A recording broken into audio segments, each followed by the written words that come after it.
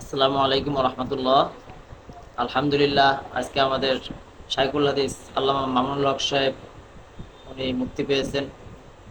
আর মুক্তি পেয়ে আপনার খুব সুন্দর একটা বক্তব্য দিয়েছেন। আমরা এখন সেই ভাষণটি শুনবো, আপনারাও দেখুন। আর চ্যানেলটি ভালো লাগলে অবশ্যই সাবস্ক্রাইব করুন, পাশে থাকুন। ধন্যবাদ। আসসালামু আলাইকুম ওয়া রাহমাতুল্লাহ। আলহামদুলিল্লাহ ওয়া কাফা ওয়া সালামুন আলা ইবাদিহিল্লাযীনা ইসতাফা। আম্মা বা'দ। আউযু বিল্লাহি মিনাশ শাইতানির রাজীম। বিসমিল্লাহির রাহমানির রাহিম। লা তাসরিবা আলাইকুমুল ইয়াওম ইয়াগফিরুল্লাহু লাকুম ওয়া হুয়া আরহামুর রাহিমিন। সাদাকাল্লাহুল আযীম। সমবেত প্রাণপ্রিয় তৌহিদি জনতা, বিভিন্ন স্তরের ধর্মপ্রাণ মুসলমান ভাই ও বন্ধুগণ, ছাত্র বন্ধুগণ এবং প্রিয় এলাকাবাসী, আল্লাহ পাক রব্বুল আলামিনের শুকরিয়া আদায় করি। আল্লাহর দ্বীনের কথা বলার অপরাধে, আল্লাহর দ্বীনের বিজয়ের ঝান্ডা এবং কেতন উড্ডীন করার প্রত্যয় ব্যক্ত করার অপরাধে, আল্লাহর জমিনে আল্লাহর দ্বীন প্রতিষ্ঠার আন্দোলনের অপরাধে আমরা অনেক ভাই কারারুদ্ধ হয়েছিলাম। পর্যায়ক্রমে সকলেই আলহামদুলিল্লাহ জিন্দানখানার লৌহ প্রাচীর ভেদ করে মুক্ত জীবনে ফিরে এসেছেন। সর্বশেষ আজ আমার মুক্তির মধ্য দিয়ে 2021 সালে হেফাজতে ইসলাম বাংলাদেশ এবং এদেশের আলেম সমাজের উপর ইতিহাসের অন্যতম এক গভীর ষড়যন্ত্র এবং চক্রান্ত নির্যাতনের স্টিম রোলার পরিচালনা করা হয়েছিল, তার আজকে একটি প্রাথমিক অধ্যায়ের পরিসমাপ্তি ঘটল। আমরা অন্যায়ভাবে আমাদেরকে কারারুদ্ধ করা হয়েছে, বুলেটের আঘাতে আমাদের ভাইদেরকে হত্যা করা হয়েছে।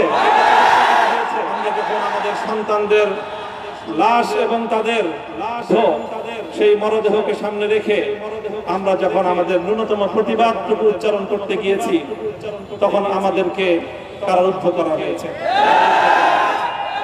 আমাদেরকে নানাভাবে নিষ্পেষণ করা হয়েছে, আমাদেরকে জনগণ থেকে বিচ্ছিন্ন করার সব ধরনের প্রচেষ্টা চালানো হয়েছে।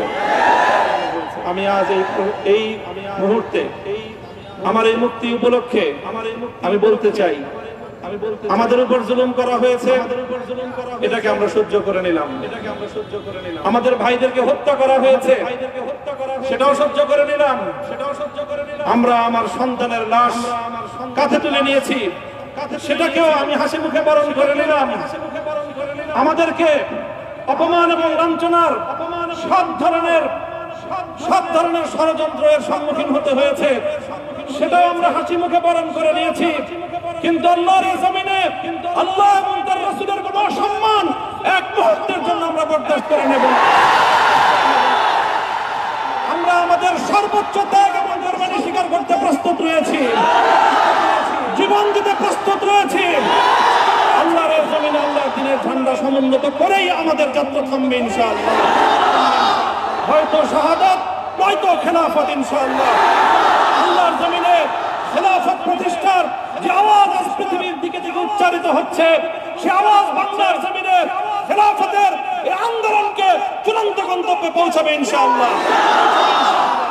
বাংলাদেশের আলেম সমাজ, হেফাজতে ইসলাম বাংলাদেশ সহ বাংলাদেশ খেলাফত মজলিস সহ সকল ভাতৃপ্রতিম সংগঠন, সকল ধর্মপ্রাণ, ইসলামপন্থী বিভিন্ন ছোটখাটো মতভেদ, মতবিরোধ, মত পার্থক্যের ঊর্ধ্বে উঠে যারা এলায়ে কালিমাতুল্লাহর এই এক বাণীতে বিশ্বাসী, আল্লাহর জমিনে আল্লাহর দ্বীন কায়েম করতে চাই, আমাদের তাআলাউ ইলা কালিমাতিন সাওয়াইন বাইনানা ওয়া বাইনাকুম, এই এক মন্ত্রে উজ্জীবিত হয়ে আল্লাহর দ্বীনের ঝান্ডা সমুন্নত করবার এই আন্দোলন এবং সংগ্রামে আমি নিজেকে উৎসর্গ করার ঘোষণা করছি।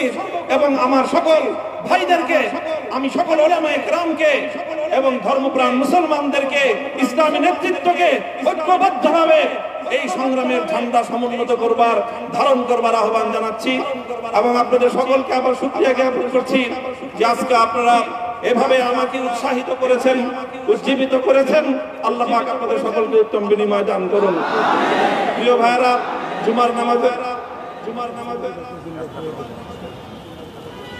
জুমার নামাজের একেবারে ঠিক আগ মুহূর্ত। এখন সব মসজিদগুলোতে জুমার প্রস্তুতি চলছে। আমরা এখন এখানে খুব সংক্ষিপ্ত দোয়ার মাধ্যমে আমাদের আজকের এই প্রোগ্রামের সমাপ্তি ঘোষণা করব।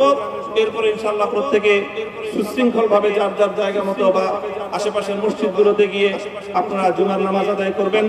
আমি আবারও বলছি, আমি আমার আলোচনার শুরুতে কোরআনে পাকের সেই আয়াতটুকু তেলাওয়াত করেছিলাম, হযরত ইউসুফ আলাইহিস সালাতু ওয়াস সালাম কারামুক্তি এবং প্রকৃত যারা অন্যায়কারী ছিল সেই অন্যায়কারীদের স্বরূপ ওনার সামনে উন্মোচিত হয়ে যাওয়ার পর, জাতির সামনে তাদের স্বরূপ উন্মোচিত হয়ে যাওয়ার পর তিনি যে কথা বলেছিলেন, আমি নবী ইউসুফ আলাইহিস সালাতু ওয়াস সালামের অনুসারী হিসাবে তার সুরে সুর মিলিয়ে কণ্ঠে কণ্ঠ মিলিয়ে এই কথাই বলতে চাই, লা তাসরিবা আলাইকুমুল ইয়াওম।